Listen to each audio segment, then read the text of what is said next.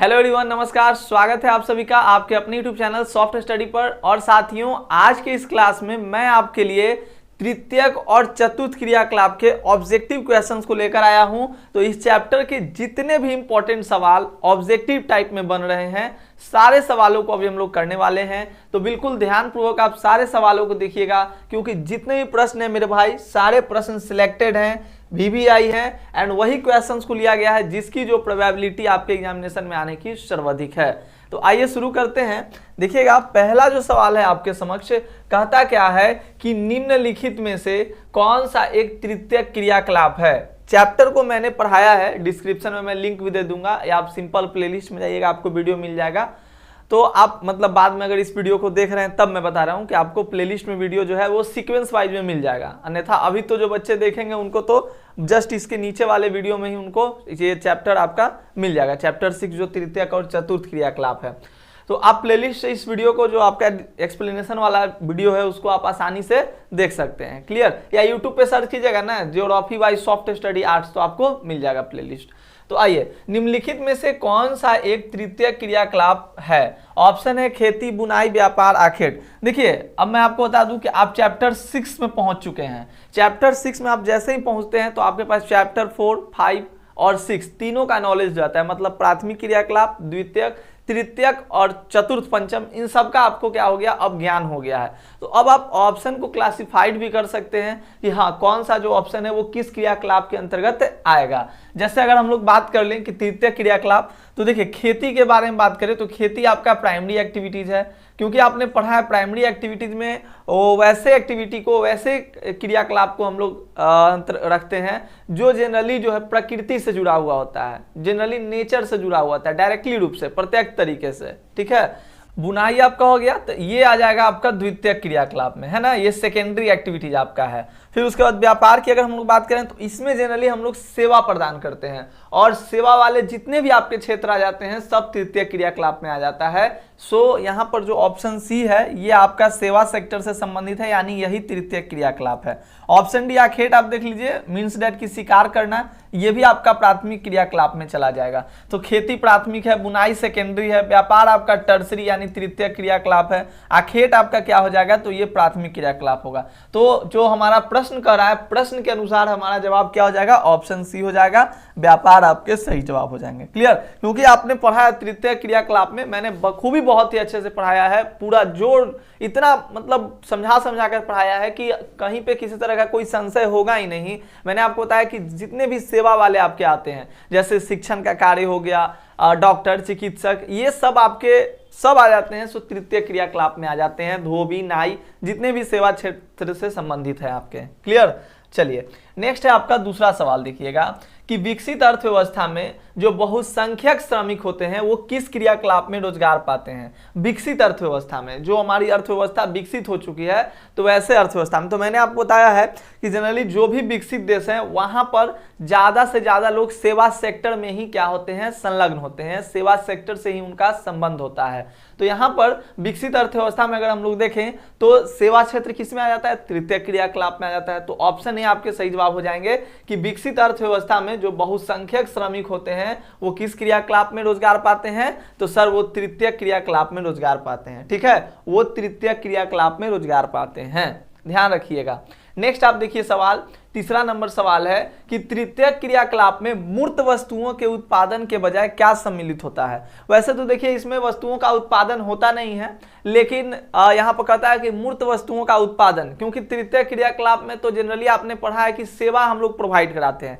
लेकिन अगर मान लीजिए, थोड़ा सा ऐसे समझने वाली बात है, अगर आप चाय का ही स्टॉल खोलते हैं, चाय बेचना है आपको, तो चाय बनाना पड़ेगा ना जी। चाय बेचने के लिए, सेवा देने के लिए चाय तो बनाना पड़ेगा, तो वहीं पे चाय बनता है। तो कभी कभी क्या होता है कि इसमें जो होता है ना, वो उत्पादन से भी थोड़ा सा कभी कभी इसका संबंध हो जाता है। ऐसे जनरली जो तृतीय क्रियाकलाप का संबंध है वो सेवा से ही संबंधित है, ठीक ना। तो तृतीय क्रियाकलापों में मूर्त वस्तुओं के उत्पादन के बजाय क्या सम्मिलित होता है, तो कहता है कि सेवाओं का व्यवसायिक तौर पे उत्पादन जो होता है वो सम्मिलित होता है। कच्चे माल का प्रक्रमण तो प्राथमिक क्रियाकलाप में हो जाएगा। ज्ञान व क्रियात्मक प्रशिक्षण, ये भी आपका देखिए ज्ञान और क्रियात्मक प्रशिक्षण दिया जाएगा, तो ये भी नहीं आपका तृतीय क्रियाकलाप में आएगा। इनमें से सभी, तो ज्ञान व क्रियात्मक परीक्षण तो तृतीय क्रियाकलाप में है, लेकिन यहाँ पर कहता है कि मूर्त वस्तुओं के उत्पादन के बजाय, तो ऑप्शन ए आपका हो जाएगा सेवाओं का व्यवसायिक रूप से उत्पादन, ठीक ना, याद रखिएगा। चलिए अगला देखिएगा, चौथा नंबर सवाल कि तृतीय क्रियाकलाप से संबंधित है व्यापार, परिवहन, संचार और सेवाएं या इनमें से सभी। व्यापार में भी हम लोग क्या करते हैं जी, व्यापार में भी सर सेवा भी दिया जाता है, परिवहन में भी सर ये भी सेवा ही दिया जाता है। परिवहन जनरली आपको पता होगा ये तृतीय क्रियाकलाप के अंतर्गत ही आता है, ठीक ना। संचार और सेवाएं जो आपका है, सेवा तो आप समझ ही चुके हैं, सेवा अगर जिसमें आ ही गया तो आपका तृतीय क्रियाकलाप से संबंधित होगा ही होगा। तो आपका यहाँ पर ए बी सी तीनों का तीनों जो है वो तृतीय क्रियाकलाप से ही संबंधित है। तो यहाँ पर ऑप्शन डी भी है कि इनमें से सभी, तो हमारा सही जवाब क्या हो जाएगा, इनमें से सभी आपका सही जवाब हो जाएगा, ठीक ना, ऑप्शन डी आपके सही जवाब हो जाएंगे। नेक्स्ट सवाल आप देख लीजिए, पांचवा नंबर सवाल है कि विश्व का सबसे बड़ा तृतीय क्रियाकलाप कौन सा है, मतलब वर्ल्ड का सबसे बड़ा जो सेवा सेक्टर का जो काम है, क्रियाकलाप है, वो कौन सा है। तो आप देख सकते हैं ऑप्शन है खनन है, पर्यटन है, गायन है और शिक्षण है। सही जवाब आपके पर्यटन हो जाएंगे। पर्यटन में बहुत ज़्यादा लोगों की संलग्नता होती है, बहुत ज़्यादा इसमें क्या होते हैं, लोग जो होते हैं वो इन्वॉल्व होते हैं, किसमें, पर्यटन में। तो इसीलिए जो सबसे ज़्यादा जो सेवा दिया जाता है ना, वो आपके तृतीय क्रियाकलाप में पर्यटन में ही दिया जाता है। और जो विकसित अर्थव्यवस्था वाले देश हैं, आपने पढ़ा अभी सेकेंड नंबर क्वेश्चन में कि विकसित अर्थव्यवस्था वाले देश में ज़्यादातर जो लोग होते हैं वो तृतीय क्रियाकलाप में ही संलग्न होते हैं। साथ ही साथ विकसित अर्थव्यवस्था के लोग भी जो हैं वो पर्यटन पे ज़्यादा ध्यान देते हैं। जैसे अभी भारत की मैं बात करूं तो भारत में हमारे यहाँ सरकारी कर्मचारियों का या प्राइवेट कर्मचारियों का सप्ताह में 1 दिन छुट्टी मिलता है, लेकिन जो विकसित अर्थव्यवस्था वाले देश हैं वहां पे सप्ताह में 2 दिन छुट्टियां कर दी गई है लोगों के लिए। क्यों, ताकि वो अगर छुट्टी मिलेगा तो वो घर पे रहेंगे, घर पे रहेंगे तो उनके मन में तो विचार आएगा ना जी, पैसा रहता है तो मन में विचार आता ही आता है, तो पैसा रहेगा तो मन में विचार आएगा कि जरा चलते हैं घूम लेते हैं। तो पर्यटन जितना ज़्यादा बढ़ेगा उतना ज़्यादा सरकार को भी फायदा है, देश को भी फायदा है, उसकी अर्थव्यवस्था को भी फायदा है। तो इसीलिए बड़े बड़े जो विकसित देश हैं वहाँ पर सप्ताह में छुट्टियाँ जो है वो बढ़ा दी गई हैं, गर्मी का भी छुट्टी हो गया, ठंडा का भी छुट्टी होगा, वहाँ ज़्यादा दिया जाता है ताकि लोग पर्यटन कर सकें, ठीक ना। तो बात यहाँ पर है कि सबसे बड़ा तृतीय क्रियाकलाप कौन सा है, तो पर्यटन हो जाएगा, ऑप्शन बी आपके पर्यटन हो जाएंगे। कहीं कहीं शिक्षण देता है तो नहीं, याद रखिएगा शिक्षण नहीं होगा, क्लियर ना। चलिए नेक्स्ट है आपका कि निम्नलिखित में से कौन सा एक चतुर्थक क्रियाकलाप है।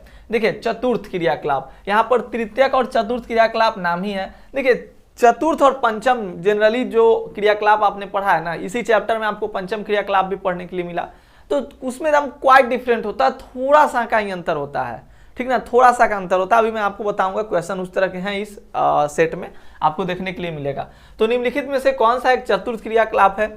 विनिर्माण, सर विनिर्माण को अंग्रेजी में कहते हैं मैन्युफैक्चरिंग, और मैन्युफैक्चरिंग जनरली जो संबंधित है सर वो द्वितीय क्रियाकलाप से संबंधित है। ये किससे संबंधित है, तो ये द्वितीय क्रियाकलाप से आपका क्या है, तो संबंधित है, पढ़ाए भी हैं। पुस्तकों का मुद्रण हो गया, ये भी मैन्युफैक्चरिंग हो गया, मुद्रण हो गया, तो ये भी आपका प्रिंटिंग हो गया ना पुस्तकों का, तो ये भी आपका द्वितीयक में ही आ जाएगा। कागज निर्माण उद्योग, सर उद्योग जिसमें आ जाता है ना वो सब आपका लगभग द्वितीयक ही होता है। तो ऑप्शन ए बी सी ये सब द्वितीयक है, याद रख लीजिएगा। एग्जाम में कभी कभी बोल देता है कि किन्हीं 4 द्वितीय क्रियाकलापों का उदाहरण दीजिए, तो अगर आपका कंसेप्ट यहाँ से रहेगा, आपके माइंड में फिक्स रहेगा, तो आप आसानी से सवालों का जवाब जो है वो दे सकते हैं। समझ में आ रहा है ना कुछ, तो समझिए। विश्वविद्यालय अध्यापन आपका हो गया, तो ये चतुर्थ क्रियाकलाप में आ जाता है। कौन, तो विश्वविद्यालय अध्यापन, ये आपका चतुर्थ क्रियाकलाप में। इसी में से लोग, मैंने अभी आपको बताया कि चतुर्थ और पंचम में थोड़ा सा कहीं डिफरेंस होता है। इसी में से जो टीचर जो होते हैं वो शोध करने लगते हैं, रिसर्च करने लगते हैं, वो सब पंचम क्रियाकलाप के अंतर्गत आ जाते हैं। जो जनरली हम लोग जैसे सेवा प्रदान करा रहे हैं, जैसे मैं अभी आपको पढ़ा रहा हूं, तो मैं अभी तृतीय क्रियाकलाप में हूं। जो विश्वविद्यालय में, जो यूनिवर्सिटी में जो शिक्षक पढ़ा रहे हैं, वो आपके क्या हो जाएंगे, द्वितीय चतुर्थ क्रियाकलाप में। वही टीचर अगर रिसर्च के फील्ड में चले जाएंगे, बड़ा बड़ा शोध करने लगेंगे, तो वो पंचम क्रियाकलाप में चले जाएंगे। तो धीरे धीरे स्टेज क्या हो रहा है, बढ़ रहा है। आप ऐसे समझिएगा, तीनों में सेवा ही संबंधित है, लेकिन जनरली तृतीय क्रियाकलाप सबसे ज्यादा सेवाओं पे ही क्या है, तो आश्रित है। क्लियर।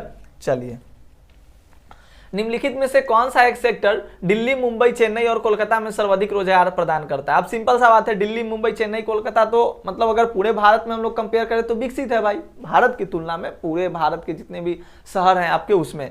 तो यहाँ पर ज्यादा से ज्यादा कौन सी सेवा दी जाएगी? तो सर तृतीय क्रियाकलाप दी जाएगी। तो ज्यादा से ज्यादा क्या हो जाएगा? तृतीय क्रियाकलाप ही ना दिया जाएगा सबसे ज्यादा रोजगार के अवसर पे, तो ऑप्शन सी आपके हो जाएंगे। उच्च परिणाम और स्तर वाले अन्वेषण से संबंधित क्रियाकलापों को कहा जाता है जिसमें उच्च परिणाम निकले और उच्च स्तर वाले अन्वेषण। तो देखिए अगर सिंपल अन्वेषण रहेगा तो चतुर्थ में आ जाएगा, लेकिन यहां पर उच्च लगाने का इसका मतलब ही हुआ है कि ऐसा मतलब कह रहा है कि ऐसा अन्वेषण जिसका परिणाम उच्च हो, या उच्च परिणाम और स्तर वाले अन्वेषण जो होंगे वो किस में आ जाएंगे? तो मेरे अनुसार तो यहाँ पंचम होना चाहिए, कहीं कहीं आंसर चतुर्थ से देता है, ध्यान दीजिएगा। लेकिन अगर समझिए जैसे एक सिंपल शिक्षक पढ़ा रहा है, जैसे मैं अभी आपको पढ़ा रहा हूं तो मैं तृतीय क्रियाकलाप के अंतर्गत हूं, ठीक है। और जो विश्वविद्यालय में शिक्षक पढ़ा रहे हैं वो चतुर्थ में आ जाएंगे, जो शोध कर रहे हैं, जो रिसर्च कर रहे हैं वो आपके किस में आ जाएंगे? पंचम में आ जाएंगे। तो उसी तरह से अगर यहाँ पर उच्च परिणाम और उच्च स्तर वाले अन्वेषण बोल रहा है तो ये तो मेरे अकॉर्डिंग पंचम में ही जाना चाहिए। हालांकि चतुर्थ और पंचम में देखिए आपका कोई ज्यादा डिफरेंस नहीं है, तो ध्यान रखिएगा अगर ऑप्शन में पंचम रहे तो पंचम ही लगाने का प्रयास कीजिएगा, अगर पंचम ना रहे, चतुर्थ, द्वितीय, तृतीय, चतुर्थ रहे तब आप चतुर्थ लगाइएगा, ठीक ना। तो दोनों केस में आप चीजों को समझ लीजिए। चलिए पंचम। अगला देखिएगा, स्वर्ण कॉलर संबंधित है किससे? द्वितीय क्रियाकलाप से, पंचम क्रियाकलाप से, चतुर्थ, या इनमें से कोई नहीं। तो लाल कॉलर का संबंध आपने पढ़ा है प्राथमिक क्रियाकलाप से, स्वर्ण कॉलर का जो संबंध है वो पंचम क्रियाकलाप से है। तो स्वर्ण कॉलर का जो संबंध है ना वो पंचम क्रियाकलाप से आपका हो जाएगा। इस बात को आप थोड़ा सा माइंड में मेकअप करके रखिएगा, मेकअप करना बहुत अनिवार्य है। अगला देखिएगा, निम्न में से फुटकर व्यापार सेवाएं कौन सी है? फुटकर, फुटकर मतलब जैसे कि रेहड़ी लगाना, फेरी देना, ट्रक आपका हो गया, तो ये सब आपका फुटकर व्यापार सेवा कौन सी है? तो फेरी, रेहड़ी, ट्रक, तो ये सभी आपके हो जाएंगे। यानी according to this question, according to जो सवाल हमारा करा है उसके अनुसार जो सबसे सटीक आंसर हमारा है वो ऑप्शन डी है कि सभी हो जाएंगे। 11 देखिएगा, कहता है कि परिवहन सेवाओं को प्रभावित करने वाला कारक कौन सा है? परिवहन को क्या प्रभावित कर सकता है? परिवहन को देखिए, परिवहन दुनिया में परिवहन का मतलब प्रचलन जो हुआ वो सड़क के बनने से सबसे ज्यादा हुआ, ठीक है। और पर्यटन में भी इतना ज्यादा बढ़ोतरी इसी के कारण मिला। अगर मान लीजिए इतने ज्यादा सड़कें नहीं होती, सुविधाएं हमारे यहाँ, और ये जो ट्रांसपोर्टेशन के जो भी बहुत सारे हमारे पास साधन है वो नहीं होता, कम्युनिकेशन का साधन नहीं होता, तो परिवहन बढ़ता क्या? नहीं, बहुत कम बढ़ता, ठीक ना, परिवहन नहीं बढ़ता। जैसे आज चीजों को आप देख रहे हैं, जैसे लोग घूमने पे अब पहले से ज्यादा, भारत में भी देखिएगा तो लोग घूमने पे ज्यादा ध्यान दे रहे हैं। क्यों? क्योंकि फोन चला रहे हैं, मोबाइल चला रहे हैं, उस पर विभिन्न प्रकार का उनको वीडियो मिल रहा है कि हर जगह का देखो भाई यहाँ का ये फेमस है, यहाँ ये हो रहा है, इस तरह से नया चीजें यहाँ पे बनी है, तो लोगों को जानकारियां प्राप्त होती है। प्लस में सुविधाएं भी अच्छी हो चुकी है, लगभग ट्रेन से जाना हो गया, एरोप्लेन से जाना हो गया, जिनके पास पैसे एरोप्लेन से चले जा रहे हैं, सड़क से चले जा रहे हैं। तो वही बात है, परिवहन सेवाओं को प्रभावित करने वाला, यानी परिवहन को जो है वो प्रभावित कौन करेगा? भौगोलिक कारक? नहीं सर, जनसंख्या का आकार बिल्कुल ये प्रभावित कर सकता है, क्योंकि परिवहन है ना, तो जनसंख्या के आकार से तो प्रभावित होगा ही होगा, क्योंकि जनसंख्या इसका क्या होगा? डायरेक्टली आप कह सकते हैं कि जितनी ज्यादा जनसंख्या बढ़ेगी और परिवहन उतना ज्यादा कठिन होते जाएगा धीरे धीरे धीरे धीरे, क्योंकि ये परिवहन जो होगा प्रभावित तो करेगा ही करेगा। तो ये देखिएगा, परिवहन सेवाओं को प्रभावित करने वाला कारक कौन है? जनसंख्या का आकार। प्रकृति, संचार सेवा? नहीं। तो यहां पर आप ऑप्शन बी को लगाइएगा, ऑप्शन बी। इनमें से उच्च स्तरीय सेवा कौन सी है? यानी उच्च स्तर का सेवा। तो चिकित्सक, माली, धोबीनाई, तो माली, धोबीनाई ये सब निम्न स्तरीय है, अनपढ़ लोग भी इस काम को कर सकते हैं, लेकिन चिकित्सक यानी कि डॉक्टर बनना जो है वो पढ़े लिखे लोगों का ही कार्य है। आपने चैप्टर पढ़ा था मानव विकास के बारे में, उसमें बताया गया था, मैंने आपको बताया भी था कि देखिए अगर कोई बच्चा बचपन में ही पढ़ाई छोड़ देता है तो उसके पास ना तो डॉक्टर बनने का सपना रहेगा, ना तो टीचर बनने का सपना, मतलब उसके क्या हो गए, उसके विकल्पों में वहीं पे क्या हो गई? कमी आ गई। और जब विकल्पों में कमी आ जाती है तो मानव विकास क्या हो जाता है? धीरे धीरे कमने लगता है। क्योंकि आपने पढ़ा है डॉक्टर महबूब उल हक और अमर्त्य सेन द्वारा, ये एक का कहना है कि विकल्पों में वृद्धि हो जाए, उसी को हम लोग मानव विकास कहते हैं। एक का कहना है कि लोगों के स्वतंत्रता में वृद्धि हो जाए, उसी को मानव विकास कहते हैं, ठीक है। तो दोनों लोगों का ये अपना मत है, तो उस प्रकार से आपको समझना होगा। उच्च स्तरीय सेवा कौन सी है? चिकित्सक आपका उच्च स्तरीय सेवा है। इनमें से निम्न स्तरीय सेवा कौन सी है? संगीतकार, वकील, मानसिक श्रम। संगीतकार का काम इतना आसान होता है क्या? वकील का भी नहीं। मानसिक श्रम तो सबसे ज्यादा सबसे बड़ा श्रम यही है, मानसिक श्रम। तो ऑप्शन डी आपका नाई हो जाएगा। नाई का जो सेवा है वो क्या है, निम्न स्तरीय सेवा है। ठीक है, इस तरह से देखिए मैंने यहाँ पर तो ये पढ़ा दिया, लेकिन एग्जाम में कुछ भी लिख सकता है, ऑप्शन में कुछ भी दे सकता है। तो जब आपके पास कंसेप्ट रहेगा, जब आपके पास जानकारी रहेगी कि हाँ कौन उच्च स्तरीय सेवा है, कौन निम्न स्तरीय सेवा है, तो आप इजीली आसान तरीके से आंसर जो है वो कर सकते हैं। क्लियर मेरे भाई? तो बिल्कुल ध्यान रखिएगा। चलिए नेक्स्ट देखिएगा, मुंबई की डब्बा वाला सेवा किस क्रियाकलाप का अंग है? मुंबई की डब्बा वाला सेवा, मुंबई की जो डब्बा वाला सेवा है वो किस क्रियाकलाप का अंग है? द्वितीयक, पंचम, चतुर्थ या तृतीयक? तो देखिए मुंबई की डब्बा वाला सेवा जो है वो 1,75,000 से ज्यादा लोगों को भी रोजगार प्रदान कर चुका है, और ये जो सेवा है वो तृतीयक में आ जाए, क्योंकि सेवा क्षेत्र है तो सेवा क्षेत्र जितने भी आते हैं वो आपके तृतीयक में आ जाते हैं। संयुक्त राज्य अमेरिका में कितने प्रतिशत लोग सेवाओं में कार्यरत है? तो ये संयुक्त राज्य अमेरिका जो आपका है विकसित अर्थव्यवस्था वाला देश है, और आपको बताया गया है मेरे भाई कि विकसित अर्थव्यवस्था वाले देशों में आप देखिएगा तो ज्यादातर वहां के जो श्रमिक होते हैं, लोग होते हैं, वो सबसे ज्यादा सेवा सेक्टर यानी तृतीय क्रियाकलाप में ही संलग्न होते हैं, उनका जो मतलब उसमें ही लगे हुए होते हैं। तो संयुक्त राज्य अमेरिका में कितने प्रतिशत लोग सेवाओं में कार्यरत हैं? तो 75% जो लोग हैं वो सेवाओं में ही क्या है, तो कार्यरत हैं। क्लियर? चलिए, निम्न में से कौन सी चीज व्यापार की बजाय प्रमोद के उद्देश्य के लिए की जाती है? मतलब व्यापार के बजाय, व्यापार के लिए तो किया ही जाता है, साथ ही साथ प्रमोद, प्रमोद मतलब आनंद, खुशी, ठीक है, आनंद के लिए, खुशी के लिए किया जाता है। ठीक है, तो उद्देश्यों के लिए की जाती है, पर्यटन, परिवहन, मनोरंजन या आवास। तो यहां पर मेरे भाई पर्यटन किया जाता है ना। पर्यटन के बारे में मैंने पढ़ाया आपको, सबसे बड़ा क्या है, तो ये सबसे बड़ा तृतीय क्रियाकलाप है, ध्यान रखिएगा। सबसे बड़ा तृतीय क्रियाकलाप आपका क्या है, पर्यटन है। इसमें लोगों की जो संलिप्तता होती है, लोगों का जो इसमें लगाव होता है बहुत ज्यादा, इसमें लोग क्या होते हैं, कार्यरत होते हैं। ये पर्यटन आपका ध्यान रखने वाली बात है। आगे देखिएगा, एक घरों में रुकना एक लाभदायक व्यापार बनकर उभरा है, कहाँ में? जैसे गोवा के हेरिटेज होम्स में, कर्नाटक में मेडिकरे, कूर्ग या सभी। देखिए पर्यटन तो लोग करते हैं, लेकिन ज्यादातर लोगों के पास पैसा ज्यादा नहीं होता, इसीलिए वो सोचते हैं कि कम दाम में ही पर्यटन हो जाए। तो यहाँ जो ये ऑप्शन है, जैसे गोवा हो गया, आपके कर्नाटक हो गया, कूर्ग, यहाँ के लोगों ने क्या किया है ना कि उनका जो अपना घर है उसी में मतलब कम दाम पे, जैसे लोग होटल ना लेकर उनके घरों में रुक सकते हैं, ठीक है, सस्ते दामों पे। तो ऐसे में क्या हो गया कि घरों में रुकना एक लाभदायक व्यापार बनकर उभर गया, वहां के लोगों के लिए भी, और साथ साथ जो लोग पर्यटन करने जा रहे हैं, घूमने जा रहे हैं, उनके लिए भी एक मतलब कह सके अपॉर्चुनिटी हो गया कि कम दाम में अच्छे से घूम कर आ गए हैं। ठीक ना, जैसे होटल लेंगे तो महंगा पड़ेगा, अब किसी के घर में 2 दिन के लिए रुक गए हैं, रूम अपना बनाए हुए है किराए के लिए, 2 दिन के लिए रुक गए, 2 दिन का लिया, जो भी है कम फी लेगा, कितना भी होगा तो होटल से कम ही लेगा। तो ऐसे आपको यहाँ पर गोवा के हेरिटेज होम्स में हुआ है, कर्नाटक के मेडिकरे में, कूर्ग में, तो इन सभी जगहों पे ऐसा हुआ है। ठीक ना, और ये लोगों को आकर्षित भी करता है अपनी ओर। इनमें से चतुर्थ क्रियाकलाप कौन सा है? सूचना का संग्रहण, उत्पादन और प्रकीर्णन, अनुसंधान और विकास या सभी। देखिए अनुसंधान आपके किस में आ गया, इसमें आ गया चतुर्थ क्रियाकलाप में। सूचना का संग्रहण, तो मैं फिर कह रहा हूं ना, चतुर्थ और पंचम में थोड़ा सा का ही डिफरेंस है, चतुर्थ और पंचम में थोड़ा सा का ही डिफरेंस है, तो सभी आपके हो जाएंगे, ध्यान रखिएगा। चलिए, 2005 में संयुक्त राज्य अमेरिका से उपचार के लिए कितने हजार रोगी भारत आए थे? तो 55,000 रोगी जो हैं वो भारत आए थे संयुक्त राष्ट्र अमेरिका से भारत, क्योंकि भारत जो है वो चिकित्सा में अग्रणी है। देखिए सवाल भी है यहाँ पे कि विश्व में चिकित्सा पर्यटन में, ठीक है, चिकित्सा पर्यटन में अग्रणी देश कौन सा है? तो भारत है। सबसे ज्यादा चिकित्सा पर्यटन में अग्रणी देश कौन है आपका? भारत आपका हो जाएगा, जो ऑप्शंस यहाँ पर दिए गए हैं उसके अकॉर्डिंग। ठीक ना, तो ये बातें आपको ध्यान में रखनी है कि विश्व में चिकित्सा पर्यटन में सबसे अग्रणी देश आपका कौन है? तो भारत हो जाएगा। तो इस तरह से इस चैप्टर के जो मोस्ट VVI 20 सवाल थे इंपॉर्टेंट, मैंने उन सवालों को अच्छे तरीके से कराया ताकि आपको समझ में आ जाए। मैंने ज्यादा न तो एक्सप्लेन किया न ही कम एक्सप्लेन किया, मैं मिला कर चला, क्योंकि मैंने चैप्टर जब मैं पढ़ा रहा था तो मैंने इतने एक्सप्लेन किए थे कि बच्चे मतलब आसानी से सभी चीजों को समझ ही गए होंगे।